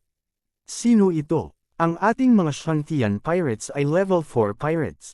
Tanging Level 1, 2, 4 at 4 pirates lang ang maaaring umatake sa ating isla. Kung gusto nating atakihin ang ibang isla, kailangan nating mag-apply sa Level 9 pirates. Mayroon silang istasyon sa lugar na ito, sagot ni Blue Moon. Sa Chaotic Astral Ocean, mayroon lamang 3 pangkat ng pirata sa ika-9 na antas, na sina Kwang Zun, Empress, at Zun Huang. 6 na isla lang ang makokontrol ng Level 8 Pirate Group, ngunit walang restrictions ang Level 9 Pirate Group. Ito ay hegemonya. Young Master, direkta ba tayong mamumuno sa mga pirata ng Shantian o bubuo ng bago? Hindi naiwasang magtanong ni Judge Song. Nang marinig ito, huminto si Lan Yu at sumagot. Ngayon ang Chaotic Astral Ocean ay hindi masyadong mapayapa. Ang mga pirata ng Shantian ay bumangon ng napakahirap. Kailangan nating magtago sa loob ng ilang panahon. Bumuo tayo ng bago. Anong pangalan niya? Tanong ni Song Suijing. Tawagin natin itong Ice Fire. Hindi bagay ang pangalan. Casual na sabi ni Lan Yu. Ice Fire Pirates. Si Yezuan at ang dalawa pa ay walang anumang opinyon. Ang pangalan ay isang code name lamang. Bagamat napagdesisyonan na ang pangalan, 4 lang sila. Kinailangan nilang magulat muna sa isla ng Shantian, at pagkatapos ay direktang nakawan ang isang grupo ng pirata. Makakatipid ito sa kanila ng oras at pagsisikap. Nakapunta na si Lan Yu sa isla ng Shantian noon kaya alam niya ang daan. Siya at si Yezuan ay parehong marunong magpabilis kaya aabutin lamang sila ng mga 5 araw bago makarating. Hoy, may isla doon. Pagkatapos ng 2 araw na pagmamadali, biglang nakakita si Song Suijing ng isang itim na anino at itinuro. Bahagyang tumanggaw si Lan Yu. Oo, ito ay tinatawag na Sky Cloud Island. Ito ay kinokontrol ng isang Level 3 na grupo ng pirata. Pagkatapos ng mga salita ni Lan Yu na lumabas sa kanyang bibig, ilang sinag ng liwanag ang biglang namulaklak mula sa Sky Cloud Island. May nag-aaway. Bukod dito, ang paggalaw ay hindi maliit. Dagandong, lumutang ang tunog at nahulog sa tenga ng 4. Anong nangyayari? Inaatake ba nila ang isla? Nagulat si Lan Yu. Tara na at tingnan natin. Naningkit ang mga mata ni Yezuan. Ito ang unang pagkakataon na nakakita siya ng pag-atake sa isla. Siyempre, out of curiosity lang ito. Ang layunin niya ay tingnan kung may kikitain pa. Pagkatapos ng lahat, sa pagkakataong ito ay pumunta siya sa Chaotic Astral Ocean upang mag-upgrade at masira. Agad na tumakbo silang apat patungo sa Sky Cloud Island. Dagandong, palakas ng palakas ang tunog. Nang lumapit si Yezuan at ang tatlo pa, nakita nila ang tatlong figure na nakikipaglaban sa isang buong grupo ng pirata. Ha! Hindi ito mukhang pag-atake sa isla, biglang sabi ni Lan Yu. Si Yezuan at ang dalawa pa ay natigilan. Kung hindi island attack, may conflict sa island mismo. Sa pagkakataong ito, biglang sumigaw ang isang malakas na lalaki, "Kayong apat, pakitulungan, mga raiders." Malinaw, sinabi niya kay Yezuan at sa tatlo pa. Ano ang mga raider? Kakaibang tanong ni Yezuan. Biglang natauhan si Lan Yu at nagpaliwanag, maraming mga pirata sa Chaotic Astral Ocean, ngunit may ilan na hindi bumubuo ng grupong pirata at kumikilos ng mag-isa. Ang mga taong ito ay tinatawag na mga raider. Inaatake nila ang mga armada at isla na may layuning pumatay at pandarambong, ngunit hindi sila pinapayagang sakupin ang isang isla. Kung sila ay makikita ng mga alagad ng batas, sila ay papatayin, kaya sila ay karaniwang umaalis pagkatapos na mandambong sa isang isla. Panipi, kung ganoon, dapat ba tayong tumulong? Tanong ni Judge Song. Umiling si Lan Yu at sinabing, hindi, ang malakas ay iginagalang, ito ay malinaw. Kung magtagumpay ang mga raider na sirain ang grupong pirata na ito, ang islang ito ay magiging isang isla na walang may-ari, at magkakaroon ng isa pang pangkat ng pirata na sasakupan ito. Panipi, tama, papanoorin lang natin silang lumaban at aanihin ang mga benepisyo. Tumawa si Judge Song nang lumitaw ang isang malaking palakol sa kanyang kamay. Sa unahan, karamihan sa mga tao ay nakabantay lang, at 10 tao lang talaga ang nag-aaway. 7 sa kanila ay mula sa ikatlong antas na pangkat ng pirata, at ang 3 pa ay mula sa raiders. Isang ikatlong antas na hari, 3 ikalawang antas na hari, 3 unang antas na hari. Sinusuri ni Yezuan ang lakas ng 10 tao. Tulad ng para sa 3 raider, mayroong 2 ikatlong antas na hari at isang pangalawang antas na hari. Bagamat wala silang kalamangan sa mga numero, mas malakas pa rin sila kaysa sa iba pang 7. Tulad ng para sa mga Virtual God Realm Pirates, sila ay nanunood mula sa labas. Itong level ng labanan, hindi sila pwedeng makialam. Boom! Biglang isang malakas na tunog ang narinig, at isang bangkay ang nahulog mula sa langit. Agad na nabaling ang sitwasyon sa panig ng mga raiders. Kapag namatay ang isang tao, mamamatay ang pangalawang tao. Hindi nagtagal, natalo ang mga pinuno ng pangkat ng pirata sa ikatlong antas. Hindi nagtagal, lahat ng 7 hari ay pinatay. Ikalawang kapatid, pangatlong kapatid, may 4 na hari doon, kayong dalawa ay humarap sa kanila, haharapin ko ang mga taong ito. Sabi ng isang medyo may edad na sa dalawa.